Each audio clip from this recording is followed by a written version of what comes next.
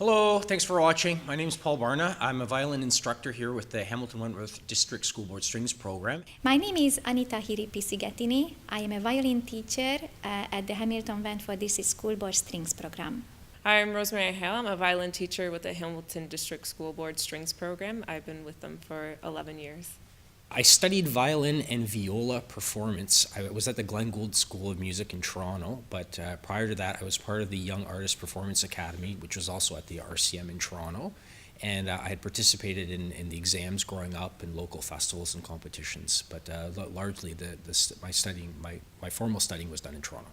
I studied in Hungary, my hometown in Debrecen, in the Emil Simonfi Music School. I've studied in quite a few places. I started in Oshawa under the direction of Mr. Beaton, and I played in the Oshawa Youth Orchestra, now known as the Durham Youth Orchestra. And then I moved to Sudbury, and I studied with Dr. Metro Kozak.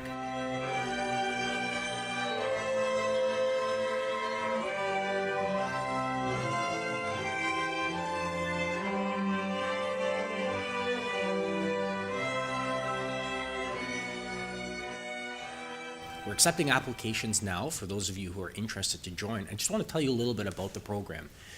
It's a really unique opportunity in the Hamilton, offered at the Hamilton schools, to have a chance to learn an instrument at school. It's a pay-for-service class, and for this, what you get, you can join group lessons, so you'll be in a group of usually 3 or more, and we cap it at 5, so you can't have more than 5 students in a class. Or you can opt for private lessons.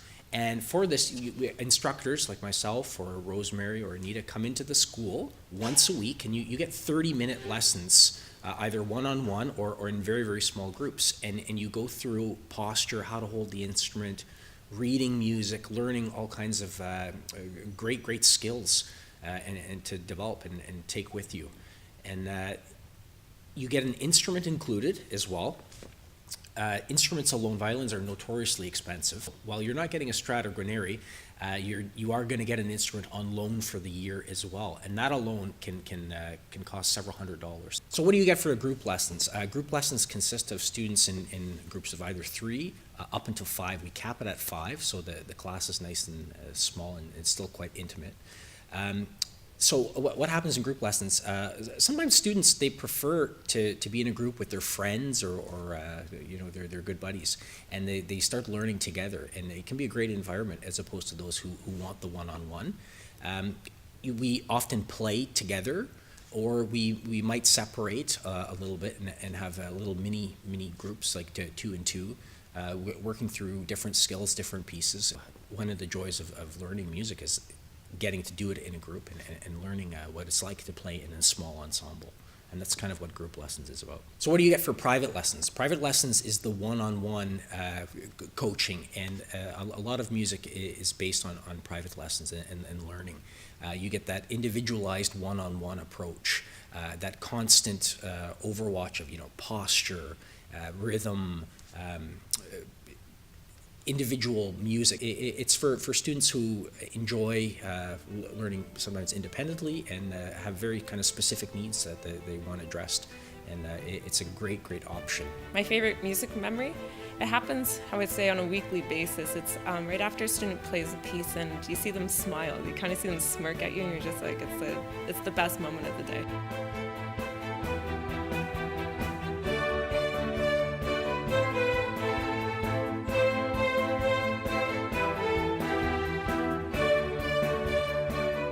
Orchestral program offered with the strings program here at the board, it's a really unique chance to play in an orchestra and learn how to play in an orchestra. So on top of having group lessons or private lessons throughout the week at school, you have a chance on Wednesday evenings at a central location in Hamilton to work together and play with students enrolled in the program. The junior orchestra, so this is open to students who are just learning their instrument, and then we have the senior orchestra, which is compiled of students who have a little bit more experience under their belt, and they always get through a great repertoire, including classical and then fun pop music or movie music. We want to demonstrate for you how we are playing our first song.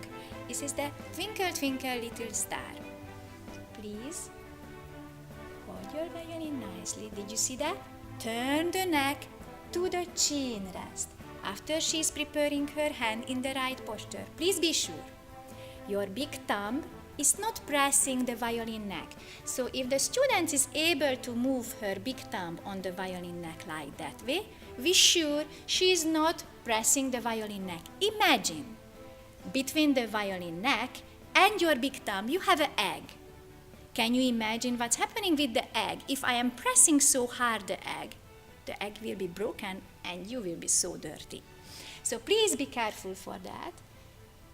All the time, take care for your position. This is the first finger place. Ready? Nice, large bows I want to hear. Ready? And...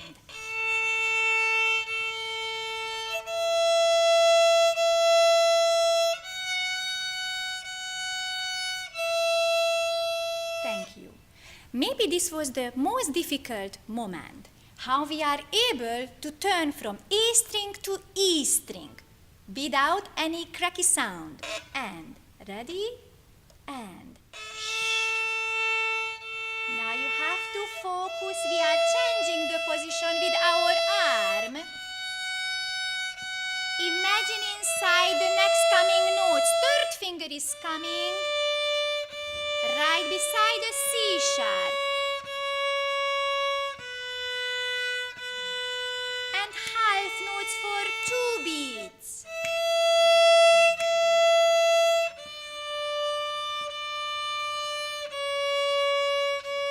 Be sure your big thumb is not pressing the violin neck. And you are counting the half notes.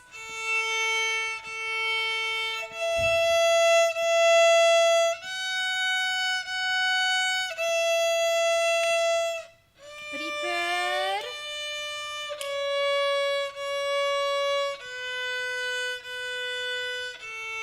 What's the difference between a fiddle and a violin? I get this question all the time, and the truth is there really is no difference other than the style of music you play. There's fiddle music and then there's classical music. There's a couple little things though you might want to take note. Fiddlers often play more than one string at a time, like this. So sometimes fiddlers, what they'll do, they'll take their bridge, as you can see here, and they'll shave it down slightly to have it a little bit flatter, so then you can get a couple strings at a time. But other than that, it's really the style of music that you're going to hear. So I'm going to play a tune for you. It's called Boil 'em Cabbage Down, and I'm going to play it classical first, and I'm going to show you 3 simple little techniques of what you can do at home to jazz it up and make it a little bit more fiddly.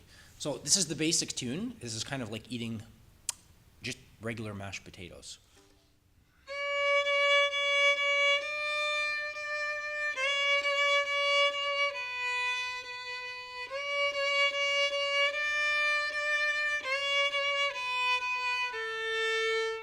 Nice simple song. It's not too difficult either, which is nice. So after you work through the bowings and you know the notes and you have a good grip of this, you're able to add these 3 simple things. So number 1, slide into a note. I always like using my second finger because it's nice and easy to slide into place. So listen to this.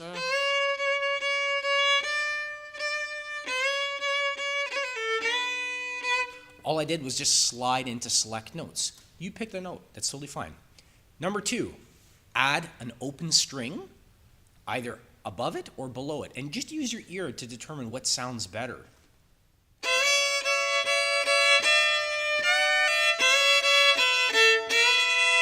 So I went above that time, but you could also go below.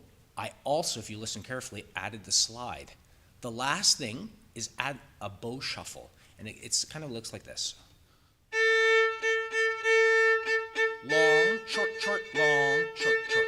And if you put that all together, practice the long with double strings, then try to pile it all together. So it'll sound like this.